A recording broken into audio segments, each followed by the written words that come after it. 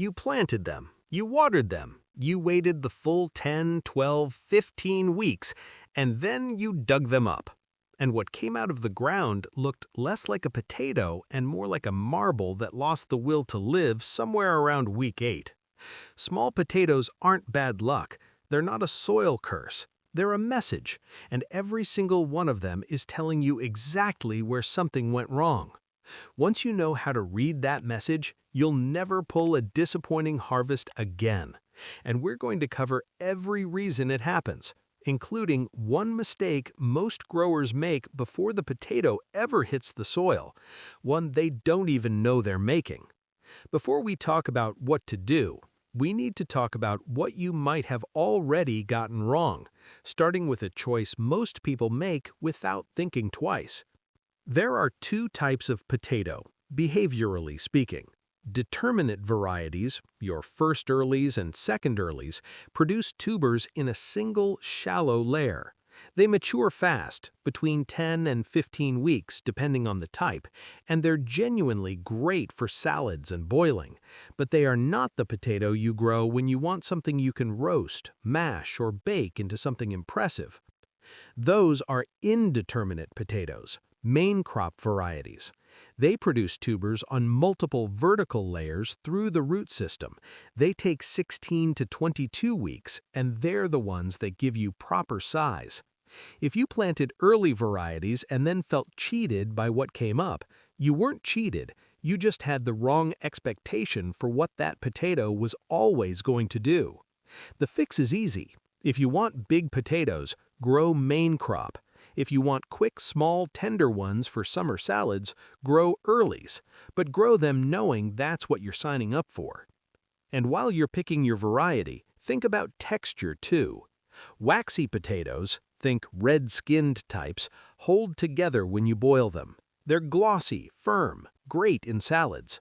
Starchy varieties like russets fall apart in the best way. Fluffy, absorbent, perfect for mash and fries. Neither is better, they're just different. But growing a waxy potato and expecting it to behave like a floury one is a separate kind of disappointment, and you don't need both in the same season. So let's say you've picked the right variety. Good. But the next mistake happens before you even get near the soil, and most people make it while thinking they're actually doing something smart. Chitting. It's an awkward word and a genuinely useful technique. What it means, you take your seed potatoes, sit them eyes up in a cool, bright spot. A windowsill works fine, about 4 to 6 weeks before you plan to plant. The eyes sprout into little green shoots, and when those shoots are around an inch long, you're ready to go. It gives cold climate growers a meaningful head start. In a short season, being 1 to 2 weeks ahead of an unchitted potato can be the difference between a full harvest and a race against the first frost. But here's the part most people don't know. The more sprouts on your seed potato, the more tubers you'll get, but the smaller each one will be. Every sprout is competing for the same energy.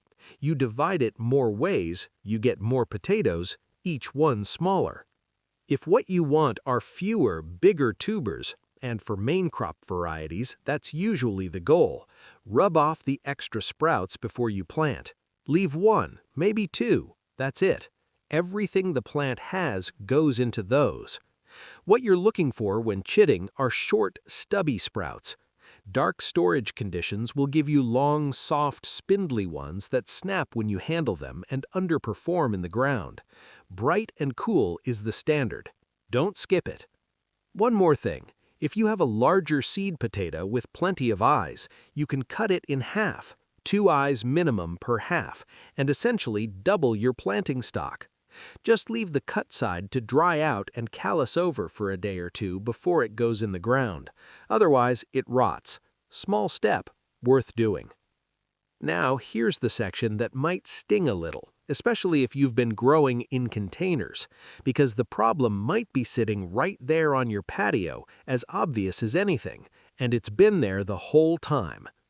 Container size is not a suggestion. For first earlies, you can get away with around 10 liters. They're quick, they stay small, there's not much to accommodate.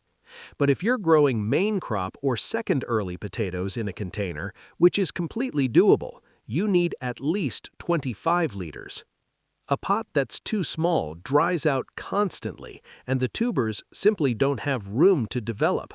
You'll grow a main crop variety, which is supposed to give you something you can roast on a Sunday, and what you'll pull out is something that belongs on a plate of fancy restaurant amuse-bouche, not what you were after. And yes, it's very tempting to put more seed potatoes in. You've got them there, you don't want them to go to waste, so in they go. Don't. More seed potatoes in one container means more competition for space, water, and nutrients. You end up with a lot of small potatoes instead of a respectable number of good ones. For main crop in a container, 1 seed potato is correct. 2 if the pot is genuinely large. That's the rule. The same logic applies in ground. Space first and second earlies about 14 to 16 inches apart. Main crops need 18 inches, sometimes more. They are growing underground, developing on root structures called stolons, and if you crowd them, they fight for space in a way that shows up directly in the size of what you harvest. Watering matters here too. Deep and infrequent beats shallow and daily, every time. Stick your finger into the soil. If it's dry down to your third knuckle, give it a long, thorough drink. Do it that way, and the roots go down searching for moisture, which is exactly what you want. Water lightly every day, and the roots stay shallow, and the plant stays mediocre. You've got the right variety, the chitting is dialed in, the spacing is sorted, there's still one more thing, and it's the lever that actually creates the physical space for your potatoes to grow into. Hilling, or earthing up, depending on where you're from, is the practice of drawing soil up around the stems of your potato plants as they grow. For indeterminate main crop varieties, hilling is how you create more vertical space for tubers to swell into.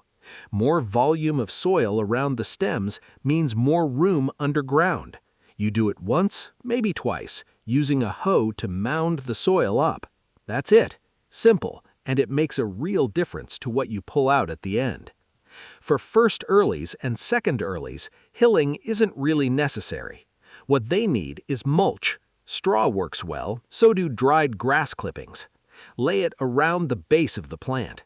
This keeps the soil temperature steadier, holds moisture, and does one other important job. It stops any tubers that poke through the surface from being hit by light. Keep your water aimed at the base of the plant, not the leaves. Wet foliage is how blight gets in, a fungal disease that can wipe out a crop fast. If you're in an area where blight is common, grow early varieties that are out of the ground before midsummer, when blight pressure typically peaks, or grow a blight-resistant main crop variety. Both are sensible strategies. Now for the harvest tip most people skip entirely. For main crop potatoes, stop watering 2 to 3 weeks before you plan to dig them up. This lets the skins thicken. Thick skins mean the potatoes store for months rather than days. It takes almost no effort, and it's the difference between eating well into winter and watching your harvest deteriorate on a shelf. When you do dig them up, work from the outside of the plant inward, fork-angled low to avoid spiking the tubers. Leave them on the soil surface for a couple of hours to dry off, then store only the perfect ones somewhere cool, dark, and well ventilated. The thing about small potatoes is that none of it is random.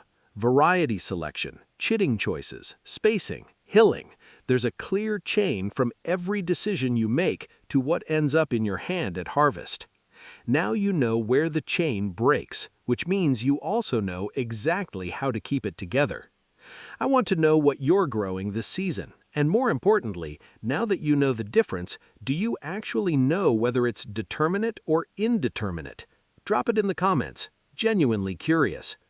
Hit like and subscribe if this helped. It's the best way to make sure you don't miss what's coming next. Speaking of which, the algorithm has apparently decided there's a video you need to see next. And look, given what you just watched, it's probably onto something. It's right there.